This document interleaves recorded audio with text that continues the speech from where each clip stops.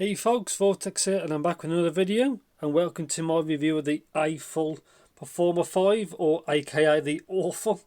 Anyway, usual, as full disclaimers, I'd like to thank Sam Jedi for loaning me his set.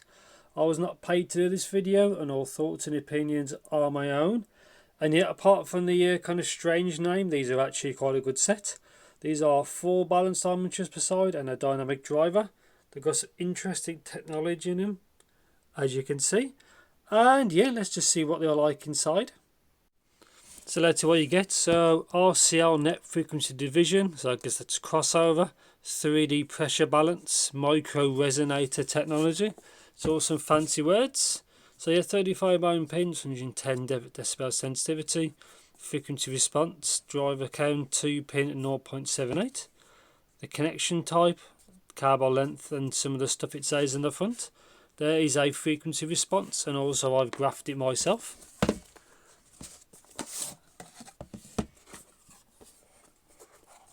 So just the top, user guide, QC date from December. Let's get these out. So they are very nice visually. So yeah, these remind me of the Monarch Mark IIs. Very good. That's what they look like. Quite a large nozzle. And I'll explain that in a bit. Yeah, so they do look very good. And I've also got some of the tips out to show you. So this is what they look like, red and blue. And here's the cable. I'll show you further in the next clip. Case, which is quite common, they've just put their brand on it. That's it. And underneath here is just some tips, and that's it. The owner still has 2 of these. The ones I'm showing you are the mediums, but that's what they look like. And yeah, so in the next clip, as usual, I'll see you in the future. Yes, so welcome to my review section of the Aful Performer5. So straight into the cable, and it's actually quite a good one. It's 3.5mm with the branding, strain relief, very flexible and quite soft. I'm not sure the core count, but it seems pretty good. Strain relief, well, for the chin, sorry, for the chin slider, it's quite secure. Onto the connectors, so red and blue, I like that, so you can see clearly. And that's it. It's quite a decent cable. So actually onto these bad boys. So it's going to like build quality, shall we say, and the build is very good, as you can see. I would prefer to have seen what the internals look like, but it's very good. Obviously same from both. They're built very well. Yeah, not much to say really. Good build quality. So comfort and fit. I thought that the actual fit was actually quite good.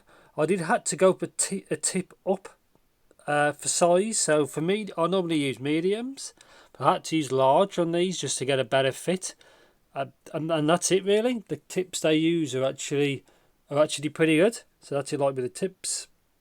It's up with the tips before. So yeah, not too bad at all.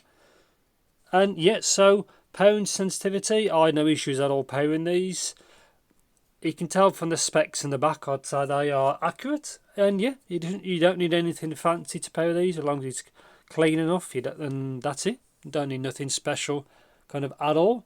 So the timbre of these is, because these are hybrid and they've got armatures. It does have a little bit of that B8 timbre to it, shall we say. A bit to it. I think completely all armature sets are worse. There's a bit to it on this. It's not too bad though, but it is there a bit. And instrument separation was decent.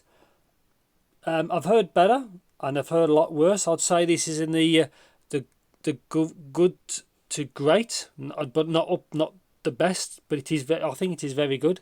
It's just not the best. I also don't know what drivers they use. I know there's 4 BAs, and that's it really. That's all I know. So sound stage on these, I thought was average. So it's okay, wasn't bad, wasn't great. Just smack bang in the middle of average for sound stage, and yeah, that's pretty much it for stuff like that. So let's talk about sound really. So I'll overlay the graph now so you can have a look. Now, I did, let's bring it up. So I'd say they are I'd say more kind of a U-shape kind of sound signature. So bass is elevated.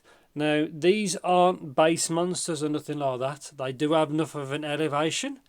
And yeah, it bleeds quite well from the mid-range, so things don't sound that thin. That's what I like. But yeah, the bass is pretty good. I like the amount. I think it's, I wouldn't say it's safe. It's just right where I like it. So it's not a bass monster, but it's not a bass light. It's quite a good amount of it. Really, is probably the best way to say it. Now mid-range, I'd say the mid-range is, I say U-shaped.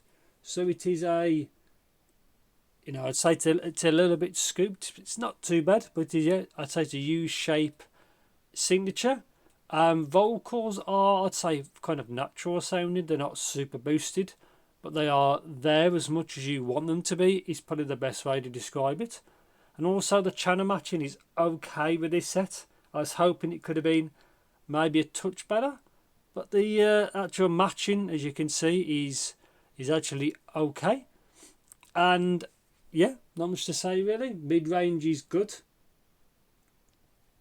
on this set. Again, a little bit more forward. Again, I would have hoped it to be matched a bit better, but it is what it is. And I did measure it, I think, about 10 times each side to double check, and I rebooted my machine once and then did it again and it came back the same. So that's what this set measure like. But yeah, mid-range is pretty good, quite solid. Now treble is, I'd say these are slightly forward in the treble response, so I'm quite glad that there isn't any more of it, but it's there. I wouldn't say it's super prominent, but it's probably a little bit touch more than I like. Now you can see it's a little bit boosted around the 2K. I prefer if it's smoothed off there, but these aren't showing the treble response. I'd say, which is quite a good thing. Everything sounds very clear, it's crisp. I've already mentioned the instrument separation was actually okay as well. Again, I've heard better. But yeah, the very resolving power is probably the best way to describe it. Then obviously you can see towards the 10K it does drop off a bit. Not too much, it's still there, so it doesn't sound super like closed in. There's enough air, as people call it, in the treble response. And yeah, apart from a little bit of a mismatch, I think it's 7, around the 7K. They're not too bad considering it's a multi-driver set. And yeah, so conclusion, do I actually recommend these? Yeah, they're actually quite a good set, as you can see. Just bring it to the camera. Look really good.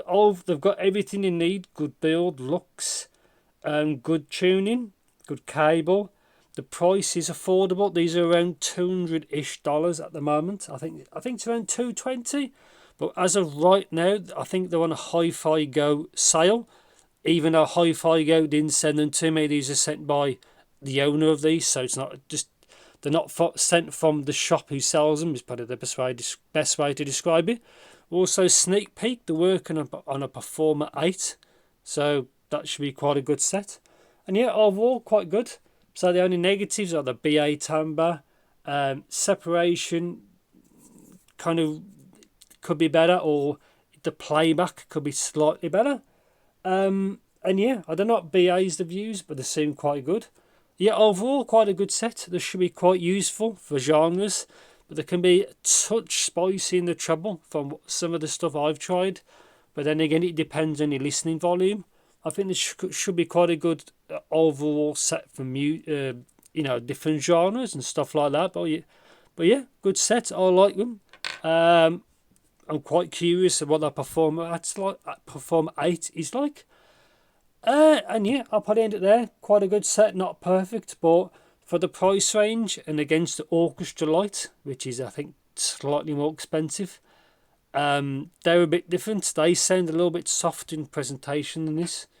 And yeah, that's pretty much it. So if you want to know anything particular, as usual, let me know in the comments. And yeah, as usual, thanks for watching. Take care, and I'll see you in the next video.